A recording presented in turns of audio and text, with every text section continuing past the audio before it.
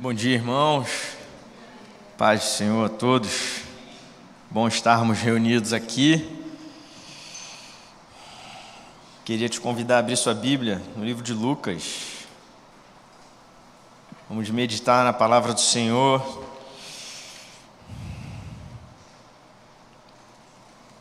Lucas no capítulo 10. Estamos no mês de aniversário da igreja, 4 anos, comemorando 4 anos, e temos como tema uma série que se chama Igreja em Missão, e hoje eu gostaria de falar sobre os desafios que nós encontramos na missão. E gostaria de usar um texto e fazer um paralelo desse texto com o nosso dia a dia.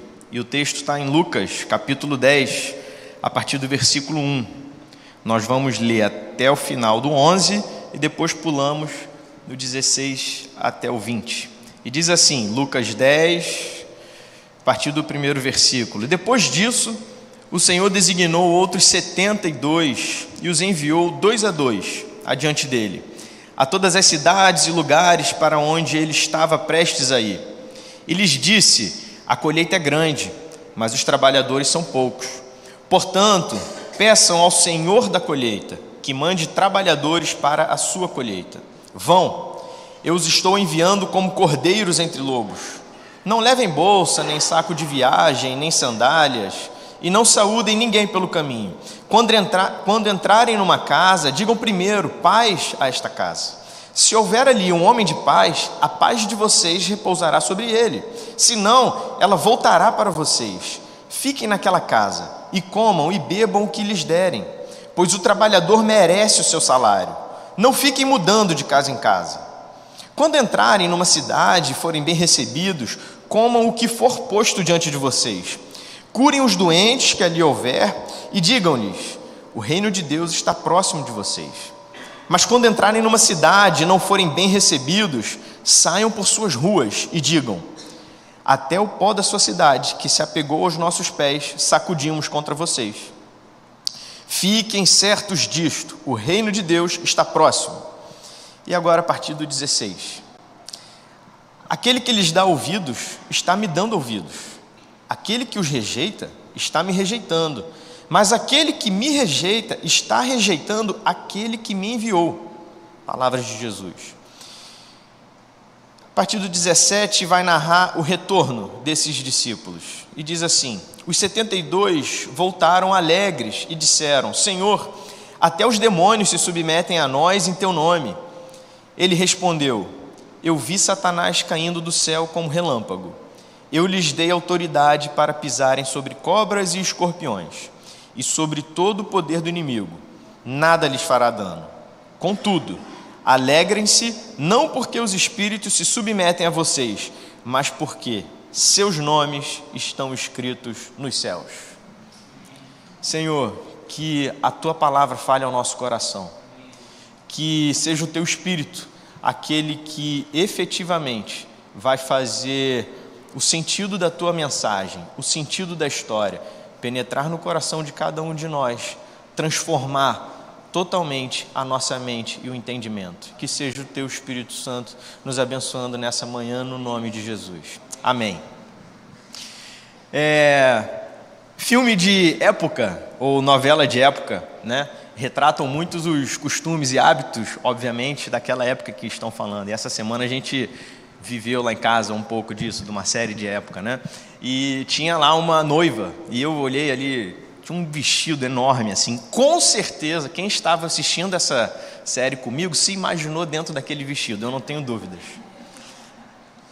Tipo, será que se eu vivesse naquela época eu teria oportunidade de usar um vestido tão grande desse, com aquele, um arame, né, que bota ali, né?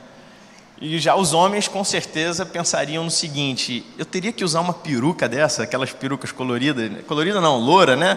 Grande, para mostrar que era algum nobre, alguma coisa assim. É comum quando a gente assiste um filme ou vê uma série e tudo mais, mesmo que no subconsciente, que a gente faça uma comparação, um paralelo daquela época com o que nós vivemos nos dias atuais. E eu queria usar um pouco dessa comparação de maneira bem intencional com as orientações que Jesus fala, apresentando a esses 70 discípulos que deveriam ir a algumas cidades em que Jesus ainda passaria. Esses discípulos iriam antes de Jesus. E Jesus ali apresenta para eles desafios que eles encontrariam. E a gente pode enumerar aqui alguns desafios. A gente precisa entender que até esse momento do ministério de Jesus, muitos discípulos, por exemplo, já tinham desistido de andar com ele. Versículos antes, Jesus falou assim: olha, se você quer me seguir, que você carregue a sua cruz, que você negue a você mesmo. E muita gente deixou. Tinha um jovem, por exemplo, versículos imediatamente anteriores ao capítulo 10, que falou assim: mestre, deixa eu ir sepultar meu pai antes, querendo adiar um pouco mais o serviço dele, o desprendimento dele de servir a Jesus. E Jesus falou: olha, que os mortos enterrem seus próprios mortos. Então aqui Jesus já está falando com discípulos mais maduros, discípulos mais firmes e mais convictos de que eles queriam mesmo seguir a Jesus. E Jesus apresenta para eles o seguinte: nem tudo serão flores. Vejam, vocês vão encontrar na caminhada alguns desafios ruins. Por exemplo, você pode encontrar um ambiente hostil. A gente leu aqui no versículo 3, dizia assim: olha, eu estou enviando vocês como cordeiros no meio de lobos. A gente pode encontrar isso denotando a fraqueza pessoal dos próprios discípulos e o perigo externo real naquela circunstância, né? A gente viu aqui nesse texto, no versículo 2, quando Jesus fala assim: olha, a colheita é grande, mas os trabalhadores são poucos.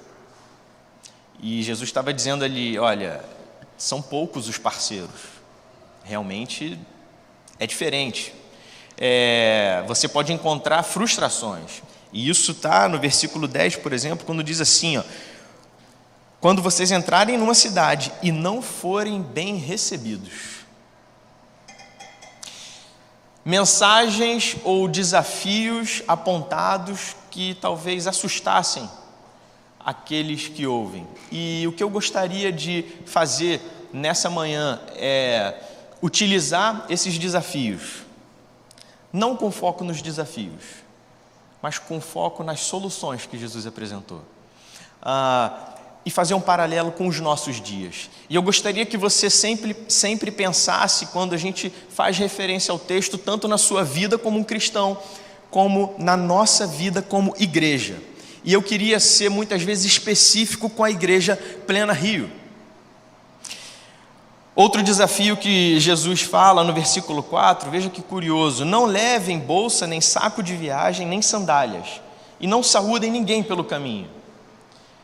Jesus se refere também aos desafios das distrações, tanto as distrações pessoais, as preocupações com a vida pessoal. Afinal de contas, a gente vai fazer uma viagem, está indo para um lugar que a gente não sabe o que vai encontrar, mas Jesus diz: não precisa levar outra sandália, não precisa levar saco com roupa, com isso, como se ele já estivesse dizendo: olha, a provisão sou eu, mas as soluções eu falo daqui a pouco. E Jesus ainda diz: olha, não parem para conversar com ninguém no caminho, cuidado com o entretenimento ou com aquilo que só vai atrasar o tempo da sua viagem e da mensagem que você precisa levar. Então, vamos focar nas soluções que Jesus apresenta para diversas dessas adversidades ou desses desafios que os discípulos encontrariam e que nós, como cristãos e como igreja, também podemos encontrar. Primeiro lugar, no versículo 1, Jesus já começa dizendo: vão 2 a 2. E eu queria chamar esse primeiro ponto, que é a solução que Jesus apresenta, que é o seguinte: olha, evite a solidão. Parceria é muito melhor. O pastor já falou aqui, um dos pilares do crescimento e desenvolvimento cristão, espiritual, é a comunhão entre os irmãos. E quando a gente está falando em missão de igreja e missão do cristão, existe um conselho aqui de Jesus: olha, você não precisa ir sozinho. Vão 2 a 2. Jesus poderia pensar o seguinte: a gente vai passar por um monte de lugar. se nós temos 70 aqui, se eu mandar 2 a 2, nós só visitaremos talvez 35 lugares. A conta é, pelo menos metade dos lugares. Se eu espalhar e for 1 a 1, a gente visita mais lugares. É uma conta matemática, mas a ideia não é essa. A ideia é conversar com o texto, por exemplo, de Eclesiastes, no capítulo 4, quando diz o quê? É melhor ter companhia do que estar sozinho, porque maior é a recompensa do trabalho de 2 pessoas. Se um cair, o outro pode ajudá-lo a levantar-se. E aí pense na sua vida como cristão, na sua vida também como membro de uma igreja. Se você anda sozinho, é muito mais difícil, mas se você tem um amigo, se você tem um discipulador, se você tem um momento de discipulado, vamos colocar assim, um ajuda o outro a ficar de pé. Porque a gente pode tropeçar, a gente pode cair, a gente vai passar por adversidade, mas você tem mais alguém.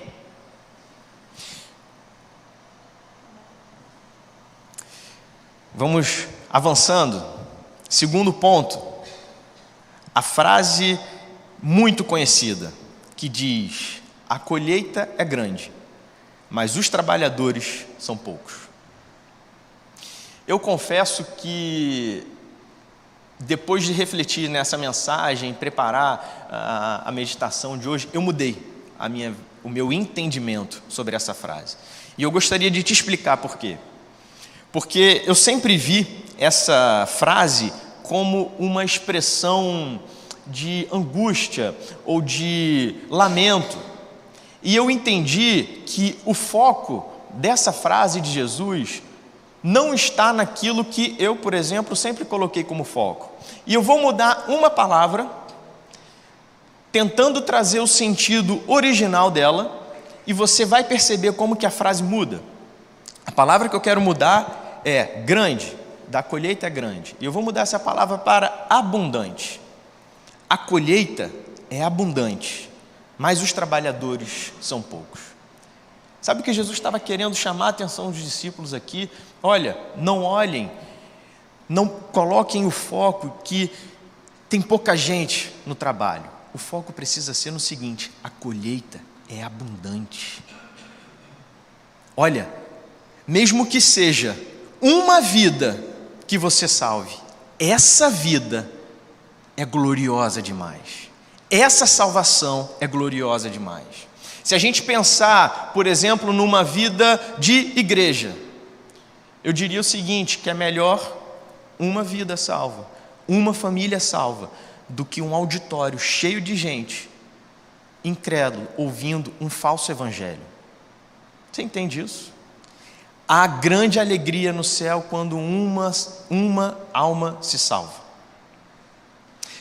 O que Jesus está querendo dizer é o seguinte: Igreja Plena Rio, olha para esse bairro no Recreio. A colheita é grande. A colheita é grande.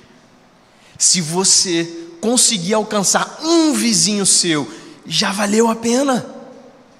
Você não tem que olhar no seguinte: mas não tem o PG no dia que eu posso. Irmão, abra a sua casa. O seu vizinho pode ser alcançado pela mensagem que você vai levar a ele. E essa colheita terá sido abençoada. Então o foco aqui, nessa frase de Jesus bem conhecida, é que isso não pode servir como um lamento. São poucos os trabalhadores. É pouca gente, né? Tira isso, irmão. Foca na colheita. Foca que tem resultado. Na minha opinião, na minha visão, isso torna o sentido da frase totalmente diferente e muito mais nobre, para inclusive servir de motivação para o nosso coração e para o nosso trabalho como igreja. Estamos em missão. A gente precisa entender que a igreja, ela precisa se preocupar com seu crescimento numérico, não enchendo auditório, mas salvando vidas. Isso é diferente. A gente não quer pregar um evangelho de autoajuda, um evangelho de enobrecimento de você, do homem, para você. Não, não é isso. Isso vai encher o auditório. Esse não é o objetivo da igreja. Esse não é o objetivo legítimo do evangelho. Agora, nós precisamos enxergar, olhar para a gente, que um desafio da nossa igreja é pregar mais o evangelho para mais pessoas onde nós estamos inseridos, na nossa comunidade. E aí sim, a gente vê as cadeiras cada vez mais cheias. Quando a gente começou a se reunir como igreja, a gente se reunia no auditório, no hotel. E quantas vezes a gente comentava entre a gente assim, foi bênção hoje, né? Mas, poxa, pouca gente. Poxa, né? Dava uma coisa assim, não de lamento, mas um sentimento assim, poxa, isso aqui ia abençoar tanta gente. E tanta gente brigada com Deus, e brigada com a igreja, e brigada com o evangelho, porque se decepcionou por aí. Irmão, o foco nosso como igreja precisa ser na colheita. Há vidas precisando de Jesus. E é óbvio que Jesus não despreza a continuidade da frase. O foco é, a colheita é grande, e que isso sirva de motivação para a gente. E ele continua, mas os trabalhadores são poucos. Jesus nunca foi de apresentar um problema e não colocar solução. Aliás, ele se coloca como a solução. E aí a terceira solução que eu quero colocar para os desafios aqui, o terceiro ponto hoje é a oração. E especificamente, a oração por mais trabalhadores. Ele diz assim, versículo 2: a colheita é grande, mas os trabalhadores são poucos. Portanto, peçam ao Senhor da colheita que mande trabalhadores para a sua colheita. Se a gente percebe que a colheita é abundante, nós precisamos orar a Deus para que traga mais trabalhadores, para que a colheita seja maior ainda. Isso precisa partir da igreja. A oração não tem que ser, Senhor, facilita o trabalho. Às vezes a gente até pede, né? Senhor, me ajuda aí, por favor. Misericórdia. O Senhor não se nega a isso, sem dúvida. Mas o que a gente precisa, e aqui tem um grande ensinamento, o Senhor tem um trabalho para a sua igreja. Então sabe qual é a oração de Jesus? A solução para pouca gente que trabalha? Ore para mais trabalhadores. E ore a quem? Ao dono da colheita, para que a gente trabalhe na colheita, para ele fazer a colheita. Parece até um paradoxo, né? Eu adoro essa palavra também, mas é isso. O Senhor, que é o dono da igreja, é o mesmo que envia mais trabalhadores para o serviço da igreja. Dentro do que nós temos falado, nós precisamos, como igreja, orar para que mais pessoas se mobilizem a abrir suas casas, por exemplo, para que lá aconteçam mais pequenos grupos. Nós precisamos, como igreja, orar para que Deus mobilize mais homens e mulheres para que sejam líderes desses pequenos grupos. Nós precisamos, como igreja, orar para que o Senhor envie aqueles que realmente queiram trabalhar e servir na casa do Senhor. Sabe quando você tem que recrutar alguém para o seu time de trabalho? Muitas vezes alguém fala assim, pô, eu queria um plantão, não sei o que, tal. A conversa entre a gente é assim, esse cara gosta de trabalho, porque trazer alguém para se encostar, irmão, não adianta.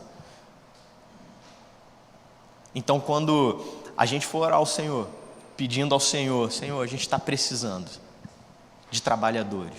Vamos orar por trabalhadores. E o que eu quero dizer, seja um trabalhador.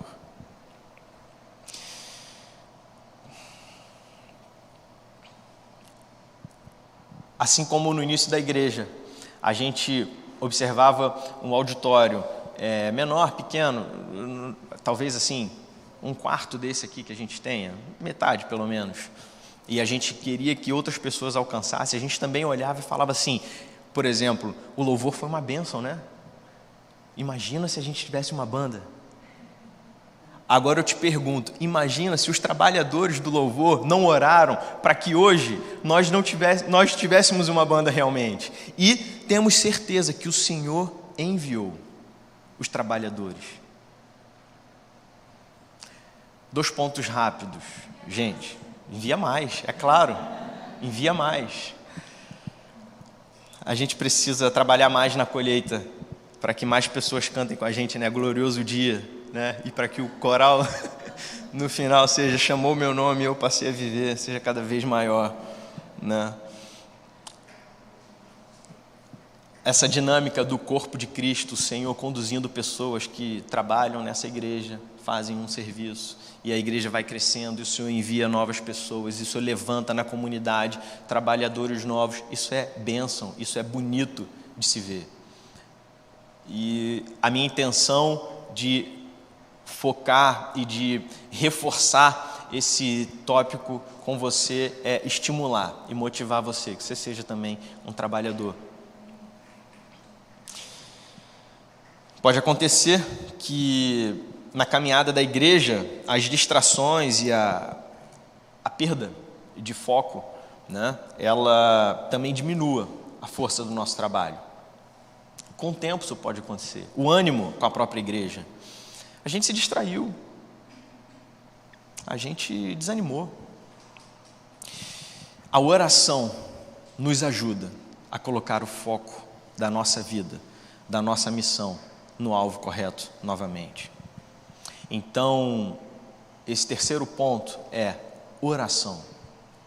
Precisamos orar para que Deus envie mais trabalhadores. Essa é uma oração, uma orientação de Jesus bem específica. E nós temos que entender que nós precisamos orar para que o nosso foco também fique ajustado ao que Jesus quer. Se a gente entende que Jesus nos orienta a orar por mais trabalhadores, a gente não tem que orar para o Senhor diminuir o trabalho. Entendeu? Então, talvez a gente não precise orar para que o Senhor mande só gente abençoada para a nossa igreja. Mas nós devemos orar para que o Senhor envie pessoas cada vez mais capacitadas, espiritualmente dedicadas, maduras, para que essas pessoas, para que nós como igreja, e eu falo isso para todos nós aqui, nós tenhamos a capacidade de abençoar e cuidar dessas pessoas que chegarem até nós. Amém? Quarto ponto. Pré-requisito para trabalhar na colheita. E aqui eu quero lançar mão de um outro texto em que Mateus registra exatamente essa mesma frase, quando ele diz, olha, a colheita é grande, mas os trabalhadores são poucos. E esse texto está em Mateus, no capítulo 9, a partir do versículo 35.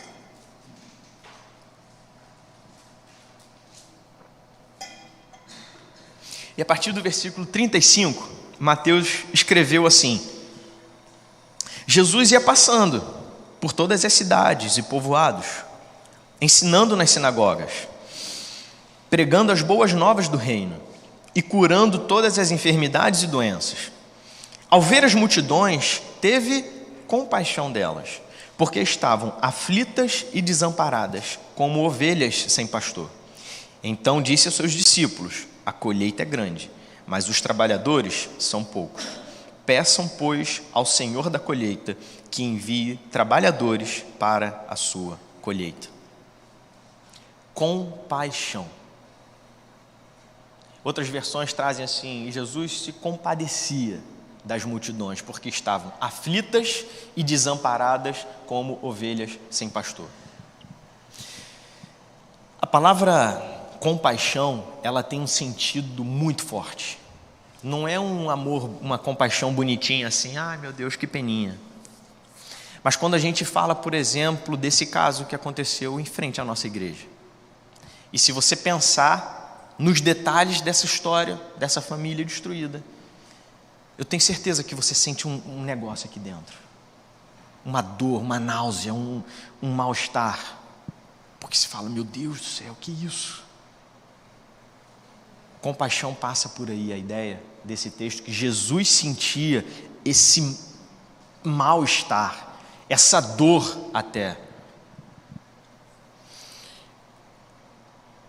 No grego, essa palavra quer dizer sofrer com ou sentir a dor do outro.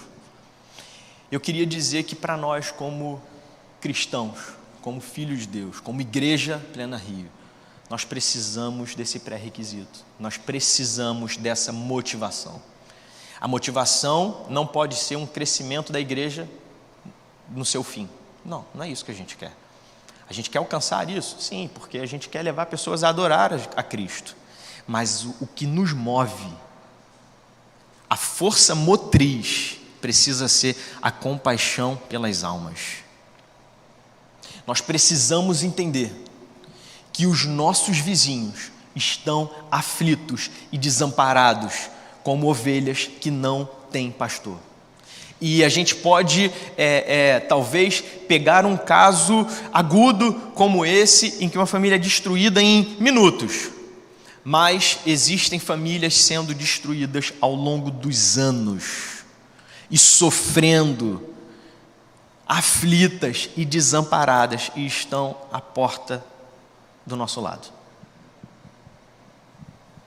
Esse precisa ser o nosso pré-requisito. Sabe o que nós precisamos? Nós precisamos falar mais do que Jesus tem feito no nosso meio, não só como igreja, mas na nossa vida como cristão. Esses discípulos aqui, vamos voltar um pouquinho ao contexto deles, né? Eles não tinham feito seminário, eles talvez não tivessem um entendimento completo de Jesus ali, e realmente não tinham, mas eles já tinham ouvido muita coisa, já tinham visto muita coisa. E o que eles iam dizer? E o que eles iam anunciar na cidade? Olha, sabe aquele? Quem é aquele? O Jesus, que estão falando do Messias. Ah, mas e aí? Ele é só mais um qualquer coisa? Não. A gente viu, ele levantou o paralítico. Olha, ele foi orar no monte e o suor dele era como gota de sangue. Olha, ele fala como quem tem autoridade. Olha, ele estendeu a mão e expulsou os demônios. Olha, a gente viu os milagres. Ele só pode ser o Filho de Deus. Os discípulos que foram à frente e que anunciavam quem era Jesus, falavam do que eles experimentavam. E sabe por que eles falavam? E sabe por que Jesus por que Jesus realizava os milagres? Porque Jesus se compadecia do aflito, da alma aflita. A gente precisa ter mais esse amor. É muito comum a gente ver, nesse período de carnaval, um escárnio com Cristo e com os cristãos. Isso gera na gente raiva. Isso gera na gente ódio. Esse sentimento ele precisa ser ajustado. Porque por mais que isso magoe a gente, entristeça, a gente precisa olhar para essas pessoas e entender que estão totalmente desamparadas e que não entenderam nada do amor de Deus.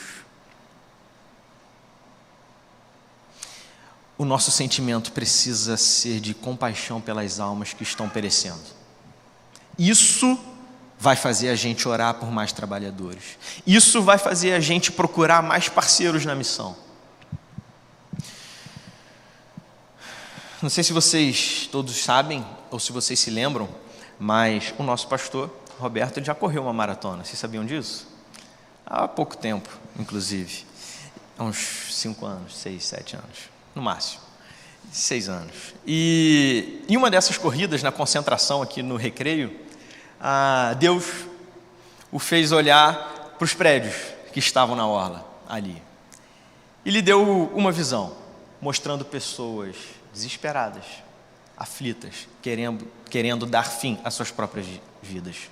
Não é isso? E ali naquela partida de corrida, o Senhor colocou no coração dele e o chamou para plantar uma igreja nesse bairro. Totalmente, entre aspas, ao acaso. Vem de Niterói para correr no recreio e o Senhor faz um chamado.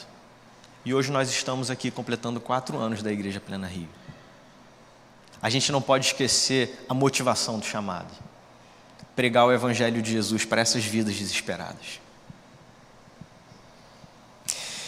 A gente não quer, irmão, a igreja não precisa, a igreja de Jesus, para realizar a missão que Jesus tem para nós, não precisa de pastores, plantadores de igreja profissionais. A gente não precisa de músicos profissionais, de um som profissional, A questão não está no profissionalismo. A gente quer fazer tudo com excelência, sem dúvida nenhuma. Mas sabe o que a gente precisa? De trabalhadores, seja o pastor, seja o músico, seja todo mundo que trabalha, que faz tudo, de um coração ardendo pelas vidas que chegarão aqui. E aí a gente vai querer fazer com excelência. Porque aí elas vão chegar aqui e vão ver que adorar o Senhor é algo muito bom. E aí elas vão perceber que a gente fala não só do que é verdade, mas que a gente fala do que é bom. Servir a Jesus é bom. Adorar a Ele é bom. A verdade também é boa. Até agora nós vimos 4 soluções. Parceria, vão 2 a 2, foco na abundância ou na bênção da colheita, a oração por mais trabalhadores e mais cooperadores, e o motivo ou o pré-requisito que seria compaixão pelos perdidos. Eu queria colocar mais uma dica que Jesus colocou aqui para esses discípulos e que eu acho que elas podem fazer sentido para nós também. E eu chamei essa dica de entender que os resultados não estão nas nossas mãos. São 2 situações aqui sinalizadas por Jesus: a recepção hostil e a frustração do homem com o resultado do seu trabalho. Veja no versículo 10, diz assim, quando entrarem na cidade e não forem bem recebidos. Então Jesus ali já dizia, olha, tem gente que não vai querer ouvir vocês. Olha, você vai querer fazer um PG na sua casa. Seus vizinhos vão chamar a portaria e vão reclamar do barulho. Olha, eu moro no meu apartamento lá há quase 12 anos. E eu tive uma vez, a gente faz a nossa resenha familiar na varanda, né? E eu tive uma vez uma reclamação. Coincidentemente, entre aspas, foi a vez que a gente fazia uma live com o celular, cantando para os nossos irmãos, dizendo, com muito louvor, com muito, né? Não vou cantar, irmãos, claro que não. Foi a única vez em que chamaram a portaria e disseram, olha, vocês estão incomodando. Recente nós fizemos um aniversário da Andréia, alugamos o salão lá embaixo no prédio. E aí, no salão, foi a única vez em que nós recebemos uma reclamação. Olha, porque já passou do horário. Irmãos, todas as vezes nós passamos do horário. Mas é porque naquele dia o louvor foi na parte mais externa. Com certeza alguém ouviu alguma coisa. Isso não beira hostilidades que nós podemos receber nas nossas casas. Eu lembro quando era criança e cuspiram na nossa porta, porque os crentes se reuniam para... Não chamava de PG na época, não tem tanto tempo assim, mas cuspiram na porta, porque incomodava. Deixa eu te falar uma coisa. Jesus apresenta uma solução para isso. E isso eu quero que sirva de encorajamento para você. Versículo, volta para Lucas. Versículo 16, diz assim, olha, aqueles que lhes dá ouvidos, está me dando ouvidos. Aquele que os rejeita, está me rejeitando. Aquele que me rejeita, está rejeitando aquele que me enviou. Essa palavra não é só para aquela época e os discípulos que iam à frente, aqueles 70. Isso é para os nossos dias. A rejeição que nós podemos sofrer como cristãos, ela não é uma rejeição a nós. Ela pode até magoar, entristecer o nosso coração. Mas ela é uma rejeição a Cristo, ao próprio Deus Criador. E aí, se a gente compreende isso melhor, a gente não se frustra. Porque a gente protege, blinda o nosso coração. E é essa solução que Jesus está apresentando e querendo motivar os discípulos, dizendo: olha, mesmo que eles não ouçam vocês, não é com vocês, isso é comigo. E não é comigo, é com Deus Pai. Quem rejeita essa palavra, rejeita o próprio Deus. No entanto, se nós somos rejeitados por falar, quando nós falamos, não somos nós que falamos, mas é o próprio Cristo. Vamos ler de novo o versículo 16. Ele diz assim, ó: aquele que lhes dá ouvidos, está me dando ouvidos. Calvino, você que gosta de teologia, teólogos e frases para dar valor ou entender melhor o que está dizendo aqui, em um dos seus livros ele escreve assim, ó: isso não é menos digno de crédito do que se sua voz ressoasse do céu.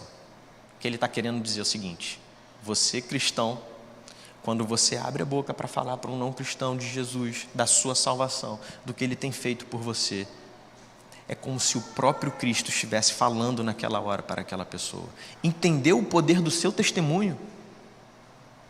Entendeu o que é você abrir a sua casa e porventura chegar alguém que precisa ouvir de Jesus e você falar assim: olha, eu acordo todo dia e eu oro ao Senhor, e eu vou dormir e eu oro ao Senhor, e isso traz paz no meu coração. Olha, eu estou numa situação dessa, mas eu clamei ao Senhor, eu orei ao Senhor e eu estou em paz, eu estou tranquilo. Aquilo pode não fazer sentido para quem está ali, ou você pode achar que essa é uma mensagem que não tem aprofundamento teológico ou grande conhecimento bíblico e tudo mais, mas é o Espírito Santo falando através de você para um coração que precisa ser alcançado pelo Evangelho. Aqui tem um estímulo para nós, Igreja Plena Rio, para cada um de nós como cristãos. Precisamos nos desprender um pouco mais e sermos muito mais evangelistas no nosso dia a dia. Tem gente que se converte, não é ouvindo grandes pregadores ou mensagens com esse aprofundamento teológico. Tem gente que se converte ouvindo um testemunho, um versículo, qualquer, entre aspas. Entende? Simples. Eu lembro de um testemunho de um irmão que ele estava saindo, carnaval inclusive. Ele saía de casa e ele conta, acho que ele tinha brigado com a esposa, algo assim. Vou para o carnaval, não sei o que, até que chegou um homem que evangelizava no carnaval e falou assim: posso falar uma coisa para você? Aí ele: pode. Aí disse assim: olha, a vida do homem é como uma nuvem que está lá e daqui a pouco ela dissipa e não está mais. Esse homem se arrependeu, voltou para casa e hoje é um crente. E é isso. Irmãos, precisamos falar, porque a transformação do coração é o Espírito Santo que faz. Então, nesse capítulo 10, do 1 até o 16, o que a gente tem são as orientações de Jesus sobre desafios e adversidades, e Jesus apresentando soluções, ou dando a eles, assim, pérolas, né? Vamos dizer assim: olha, guarda isso, faz isso, se comporta assim. E o que acontece no 17 é que os discípulos retornam. O texto diz: os 72 voltaram alegres e disseram: Senhor, até os demônios se submetem a nós em teu nome. E aqui eu queria colocar mais 2 desafios subentendidos nessa situação. Jesus, quando ouve isso deles, Jesus leva eles a um aprofundamento do entendimento da missão.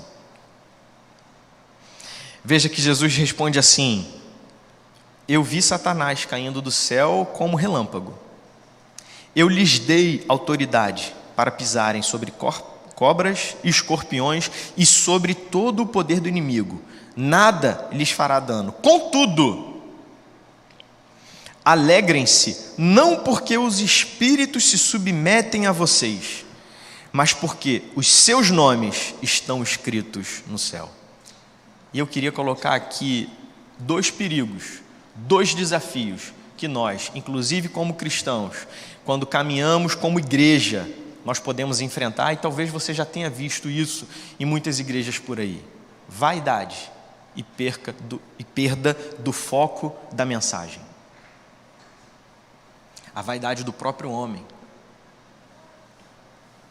Eles estavam maravilhados com o poder de Jesus sobre eles. Olha, até os demônios se submetem a nós. Não é incrível?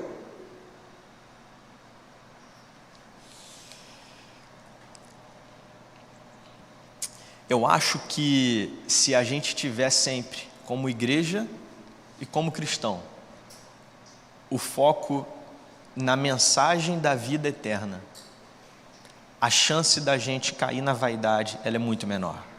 A chance da gente utilizar os cultos para pregar autoajuda, para pregar uma exaltação do próprio homem, ela é muito menor.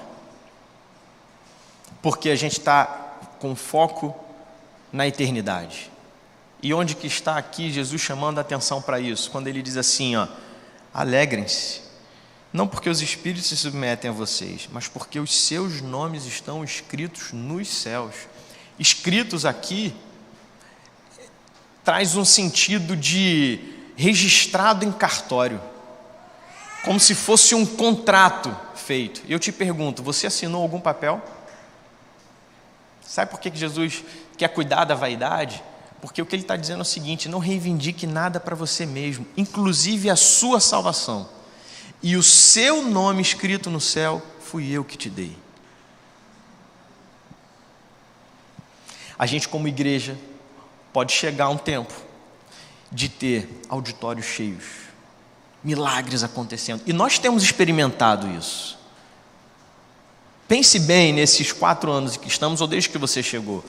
Domingo após domingo, a gente tem contado histórias, aconteceu e tal. E nos pequenos grupos a gente ouve as coisas e ora pelas situações. Nós temos experimentado isso. Isso não deve servir de vaidade para o nosso coração. Mas a nossa alegria precisa ser: o Senhor escreveu o meu nome na eternidade. O meu nome foi escrito por Ele nos céus. E isso precisa ser o foco do nosso trabalho, da nossa mensagem. Querer, vamos dizer assim, trabalhar para que o Senhor escreva mais nomes nos céus. Isso pode vir com os milagres, com as maravilhas, com grandes feitos pelo Senhor, com um grande movimento de avivamento. A gente pode se inspirar, ao mesmo tempo em que a gente se entristece com o que acontece do outro lado da rua, a gente pode se inspirar nos movimentos de avivamento, como a gente vê que está acontecendo nos Estados Unidos, um local em que as pessoas chegam para adorar o Senhor e não param mais, e não param, e as pessoas ali se convertem, se quebrantam, e as coisas vão acontecendo. Não necessariamente na Igreja Plena Rio a gente precisa ter um culto que não tem mais fim, mas localmente, mas a gente pode ter nas nossas casas uma porta aberta para que pessoas queiram entrar e sair, porque ali elas estão encontrando o amor de Jesus, o poder do Evangelho sendo pregado e levando isso para dentro de suas casas. Irmãos, esse é um avivamento que nós podemos experimentar. A salvação é o maior milagre que pode acontecer conosco. Expulsar os demônios, curar doentes, tudo isso pode acontecer e tudo isso é para a glória do Senhor. Mas a salvação é o maior milagre. Se a gente tiver que se alegrar, que a gente se alegre, porque o Senhor escreveu o nosso nome nos céus. É isso, irmãos, que todo esse entendimento precisa estar inserido na nossa mente, no nosso coração. É isso que vai nos proteger das distrações pessoais da vida, que, como dizemos, são legítimas. As sandálias, as malas para viagem, o entretenimento e as distrações, muitas vezes, não podemos perder o foco da mensagem. Então, 6 soluções que o Senhor colocou para a gente diante dos desafios como igreja. Evite a solidão, parceria muito melhor. Vão 2 a 2. Foco na bênção da colheita, na abundância. A colheita é grande, gente. Oração por mais cooperadores. Compaixão pelos perdidos. Entender que os resultados não estão nas nossas mãos. Entender que a prioridade da mensagem deve ser a salvação das almas. Amém? Vamos orar. Senhor Deus e Pai,